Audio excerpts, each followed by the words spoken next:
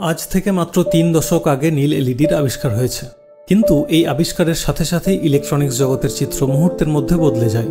আর এজন্যই নীল এলইডির আবিষ্কারকদের 2014 সালে Nobel prize দেওয়া হয়। কিন্তু এই নীল এলইডি কেন এত গুরুত্বপূর্ণ এবং এর আবিষ্কারের পেছনে কেনই বা এত দেরি হয়েছিল, সেটাই জানবো আজকের ভিডিওতে। কোনো ইলেকট্রনিক্স ডিভাইস তৈরিতে সাদা আলোর গুরুত্ব অপরিসীম। এখন আবার এই সাদা এলইডিকে সরাসরি তৈরি করা সম্ভব নয়, আর এখানেই গুরুত্বপূর্ণ হয়ে দাঁড়ায় লাল, নীল এবং সবুজ এলইডিরা। কারণ এই তিনটি আলোকে একত্রে ব্যবহার করেই সাদা আলো তৈরি করা সম্ভব। এখন বহুদিন আগেই লাল এবং সবুজ এলইডির আবিষ্কার হয়ে গিয়েছিল, কিন্তু বহু চেষ্টার পরেও নীল এলইডির আবিষ্কার সম্ভব হয়ে উঠছিল না। এর প্রধান কারণ নীল আলোর শক্তি অন্য আলোগুলোর তুলনায় অনেক বেশি। তড়িৎ প্রবাহের প্রভাবে একটি এলইডিতে সেমিকন্ডাক্টর বা অর্ধপরিবাহী পদার্থের উচ্চ শক্তি স্তরে পৌঁছে যাওয়া কোনো ইলেকট্রন নিম্ন শক্তি স্তরে ফিরে আসার সময় যে আলো বিকিরণ করে, সেটাই আমরা খালি চোখে দেখতে পাই। এখন নীল আলোর শক্তি বেশি হওয়ার দরুন উচ্চ এবং নিম্ন শক্তি স্তরের এনার্জি ব্যান্ড গ্যাপ বা শক্তির পার্থক্যও বেশি হতে হবে।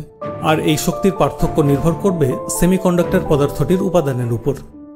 নীল আলো বিকিরণকারী উচ্চ ব্যান্ডগ্যাপ যুক্ত সেমিকন্ডাক্টর পদার্থের অভাবই নীল এলইডি আবিষ্কারের পথে প্রধান অন্তরায় হয়ে দাঁড়াচ্ছিল।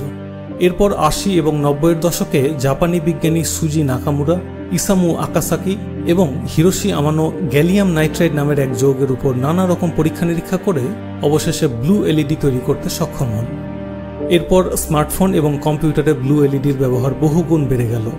এমনকি আমাদের বাড়িতে ব্যবহৃত সাদা এলইডি বাল্বের উদ্ভাবনও এই ব্লু এলইডির আবিষ্কার ছাড়া সম্ভব হতো না।